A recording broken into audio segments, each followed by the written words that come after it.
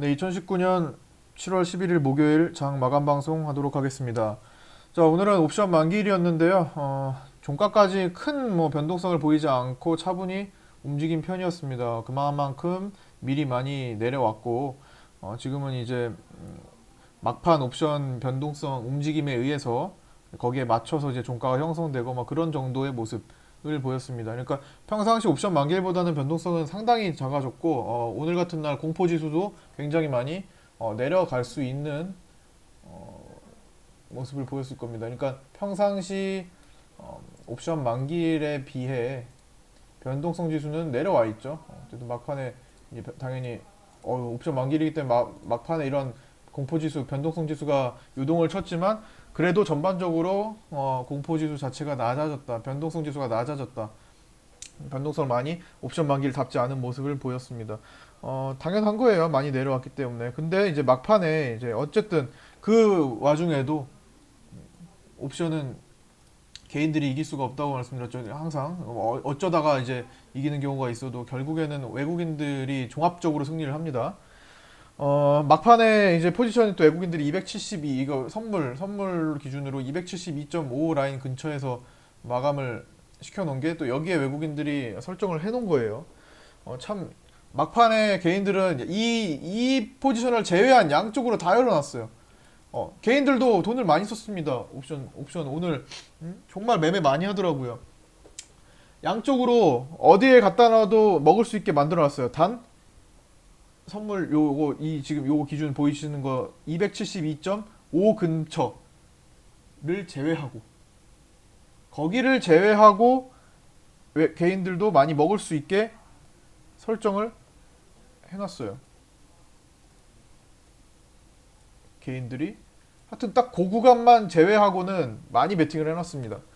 결국에는 외국인들이 그걸 잡아먹으면서 이게 절대로 이길 수가 없어요. 절대 이게 너무나 불균형이고, 아유, 이기려고 뭐 아무리 해도 안 돼요. 외국인들 막판에 마지막에 돈을 써서 원하는 대로 움직여. 항상 그래서 선물 옵션 만기일에는 이게 위로 가든 아래로 가든 마지막에 크게 변하잖아요. 뭐 무슨 게임을 하더라도 사다리 게임을 예로 들자면 이렇게 하더라도 이렇게 있잖아요. 1번, 2번, 3번 있으면 누군가는 1번으로 선택했다가 딱 시작하려고 하니까 아니야 나 그냥 2번 할래, 아니야 나 3번 할래, 마지막 바꿔버리잖아요. 뭐 그런 식으로 정말 옵션은 마지막에 바꿔버리면은 답이 안, 뭐 어떻게 싸워볼 수가 없는 거예요. 어쨌든 그런 현상이고, 그러나 전체적으로 변동성 자체는 옵션 만기일 치고는 상당히 큰 움직임이 없었다. 막 조금 흔드는 정도, 중간중간 흔드는 정도만 있었지 코스피에서. 그래도 240분봉을 지켜내려고 했고, 막판에 이거는 내일 원위치 됩니다. 내일 원위치 돼서 시작해요 이렇게. 어쨌든 뭐 옵션 만기일은 이 정도만 말씀드려도 될 것 같고, 크게 뭐 무리 없었던 것 같으니까. 그 다음에 마지막에 막판에 이제 대북주들이 움직였는데, 그 내용을 보아니 이제 미국이 오늘 그 베를린에서 만남이 있었잖아요. 이게 이제 1시간 전쯤에 뉴스가 나왔는데, 1년에서 12개월에서 18개월 정도 이제 한시적으로 대북 제재를 유예하는 것을 검토하겠다. 뭐 이런 얘기를 속보가 전해지면서 대북주들, 특히 이제 인디에프를 대상으로 이제 뭐 개성공단이나 뭐 이런 관련주들이 급등을 했어요. 뭐 DMZ 쪽이나 개성공단 쪽이나 인디에프 좋은 사람들, 뭐 아난티, 뭐 신원, 일신석재 이런 것들이 급등을 주로 했고, 나머지도 대북주들도 전반적으로 막판에 갑자기 물량이 전체적으로 쏠리는 경향이 있었습니다. 뭐 비료 쪽도 그렇고요. 뭐 대북주라고 일컬어지는 것들은 다 대부분 막판에 조금이라도 물량이 들어오면서 끝났어요. 그런 반면에 이제 그쪽으로 자금이 이동하기 위해서 다른 쪽에서 자금이 빠져야겠죠, 당연히. 그만큼 빠진 종목들도 있을 겁니다. 오늘 뭐 장중 급등이 나왔던 종목들, 예를 들어 뭐 가스텔 바작이라든지 장중 급등이 나와서 유지를 하고 있었던 종목에서 막판에 물량을 빼면서 이제 대북주로 이동하는 그런 현상들이 좀 발생한 것 같습니다. 그래서 크게 신경 안 쓰셔도 되고요. 어쨌든 중요한 거는 지금은 반등의 시초 라인이라는 겁니다. 이게 내 하루하루가 지금 피말리시는 분들은 이걸 못 봐요. 그러면 오늘의 반등도 여기서 그냥 어제 그냥 다 모든 거를 다 정리를 하는 게 맞죠. 막 오늘만 볼 거면 그러면 이것도 또 못 보는 거겠죠. 폭락장을 겪고 하루 반등에 답하시는 분들이 너무나 많아요. 안전 데이 트레이딩 하루하루 청산하는 게 아니라면은 사실 폭락장은 겪을 수밖에 종목을 갖고 겪을 조금이라도 갖고 있는 사람들이 당연한 거예요. 그렇죠? 아예 그냥 하루하루 청산하고 하시는 분들이 아니라면 그런 관점에서 볼 때 반등장도 충분히 그거를 누려야 돼요. 반등장도. 그러니까 3% 반등, 5% 반등이 아니라 얘가 만약에 3, 40%, 50% 반등 이렇게 나올 수 있는 환경이라면 지금 하루하루 문제가 아니라 한 달 뒤, 3개월 뒤를 바라볼 수 있어야 합니다. 지금은 충분히 그럴 수 있는 정도의 위치예요. 사실 지금 이 모든 위치가 다 그렇습니다. 계속 말씀드리는 내용이지만 모든 위치가 이 하늘색 선상 아래에 있는 위치 모든 위치는 다 저렴한 가격이에요. 그러니까 제가 드린 말씀은 조급하게 생각하지 마시고 적당히 한 선까지 반등이 나왔을 때 진짜 의미 있는 선 예를 들어 뭐 775라든지 700포인트 적어도 700포인트 위에서 한번 판단을 한번 해보시고 여기 좀 더 봐도 됐다. 이제 악재가 우리나라에 너무 악재가 많았잖아요. 뭐 다 끝난 것처럼 했는데 일본 얘기 나오고 막 이런 거 보니까 이제는 그래도 이제는 뭐 나올 게 뭐 더 있겠어. 그리고 경기도 순환을 하기 때문에 지금처럼 이렇게 안 좋은 구간 지나가면 또 저점 찍고 다 돌아 이게 3, 4분기에 다 일어날 일들이에요. 경기도 순환 곡선이 있어서 좀 있으면은 이제 최저점을 찍고 이제 돌아 올립니다. 경기 이런 파동 속에서 지금 뭐 이런 국면을 지나고 있다고 보시면 돼요. 이런 국면. 그래서 지금 가장 안 좋은 얘기가 많이 들릴 때라는 거예요. 가장 안 좋은 국면이 가장 안 좋은 시기라는 거예요. 그리고 6개월 뒤에 경기가 회복되는 단계에 들어갈 수 있다면 주식은 미리 지금부터 반등이 시작돼서 유지가 되겠죠. 그래서 지금 구간은 어쨌든 일본 악재가 점점 사그러들고 시장에서는 여기서 더 충격적인 내용이 발생하지만 않으면 이제부터는 재료 소멸이에요. 악재 소멸.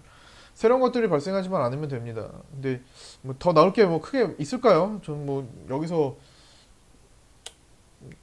뭐 더 충격을 줄 만한 사건들이 뭐 발생할까 싶어요. 이만하면 된 거 아닌가?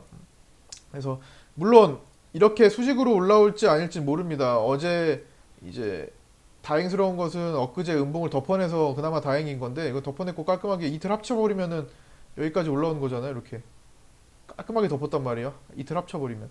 그렇기 때문에 이제 여기서부터 주봉상으로 덮어내고 있겠죠.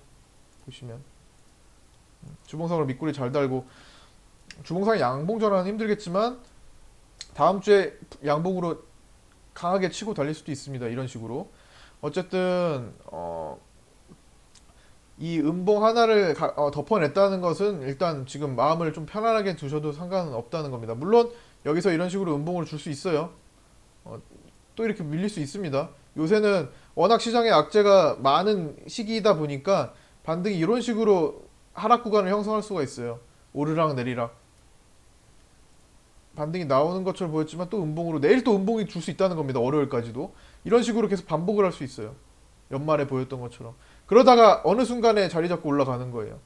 시장은 일단 지금 뭐 뭐든지 지금 섣부르게 판단할 때는 아니고 그래도 뭐 바로 가든 바로 갈 수도 있어요. 바로 가든 많이 흔들든 결국은 거기다 라는 관점에서 조금 지금 시간을 두고 지금 보시는 게 나을 겁니다. 종목은 한순간에 커버가 돼요. 대부분의 개별주들은.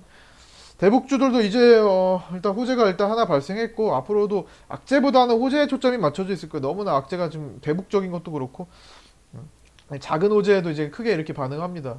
대북주들은 아직 대북주들이 아직 시세가 끝나지 않았다는 것을 오늘 또다시 드러나는 거죠. 그러니까 뭔가 내용이 있을 때마다 자금이 쏠린다. 자금이 자꾸만 쏠리고 관심을 받는다는 것 자체가 전체적으로 그 섹터 전체가 아직도 갈 길이 남았다는 겁니다. 갈 길이 많이 남았고 그리고 그럴 만한 내용도 아직 나온 게 별로 이제 시작되는 단계라고 보시면 돼요. 이제 시작되는 단계.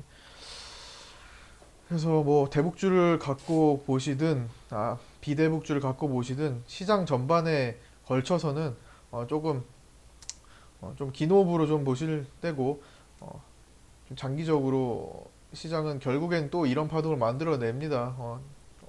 그러니까 그때까지 차분히 올라오는 속도에 맞춰서 정돈할 거 정돈해 나가고 하나씩 만들어 나가시면 됩니다. 이게 왜냐면 이 시기에 제가 자꾸 더 반복을 해드리는 게 이 시기에 가장 급하게 마음을 먹어요. 왜 마음을 가지시는 분들이 많아요. 왜 지금 반등하는데 어떤 건 세고 어떤 건 약하고 어떤 건 반응이 없단 말이에요. 자꾸 반응 없는 것들, 약한 것들을 자꾸만 센 거를 고점에서 자꾸만 따라가려고 하시는 그런 심리들이 많이 있기 때문에 왜 그러면 또 꼬이는 거 반등장에서 꼬여버리면 안 돼. 폭락장에서 꼬여버리는 건 어쩔 수 없어요. 폭락은 이겨낼 수가 없습니다. 무슨 최저점을 잡는 거 뭐 그런 뭐 미래를 내다볼 수 있는 게 아니라면 폭락장은 폭락장인 거예요. 그거를 거스를 수는 없습니다. 그건 기관들도 그렇고 연기금도 그렇고 거스를 수는 없어요. 심지어 외국인들도 보유한 종목 많습니다. 보유한 자금 엄청 많은데 그래도 떨어지는 거 그대로 겪는 거잖아요. 누군가 다 주식으로 갖고 있는 게 엄청 많을 텐데. 그죠? 그거는 거스를 수가 없습니다. 그러나 적어도 반대로 올라갈 수 있는 장세에서는 거기에만큼 또 그 이상의 힘을 발휘하면 되는 겁니다. 그래서 거기서 그리고 또 꼬이면 안 되는 거고요.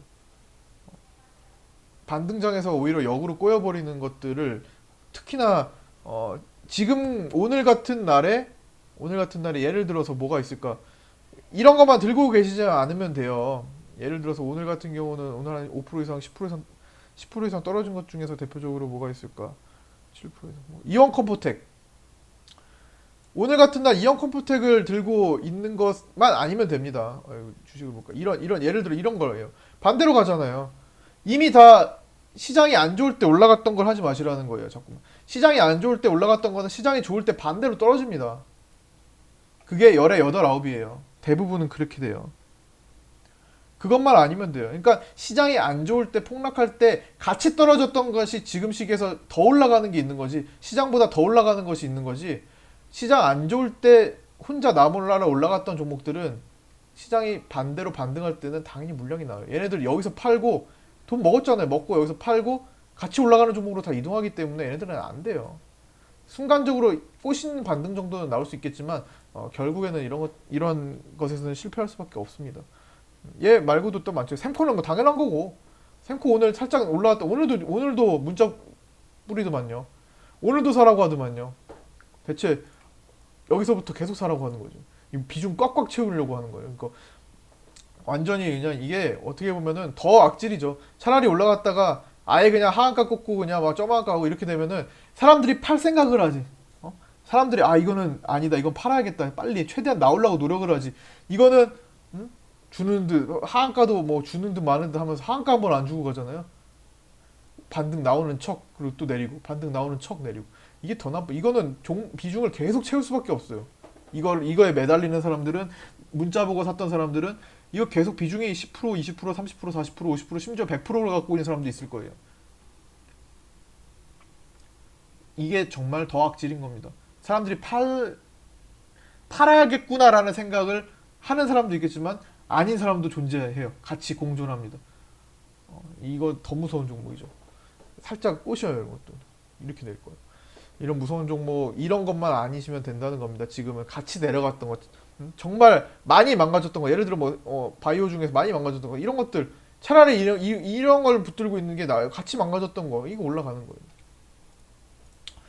시장의 흐름에 맞게 하셔야 됩니다. 많이 떨어졌던 게 지금은 가장 큰 호재라고 말씀드렸어요. 지금의 가장 큰 호재는 악재 시장의 너무나 많은 악재 때문에 제일 많이 떨어진 게 제일 큰 호재가 되는 거예요.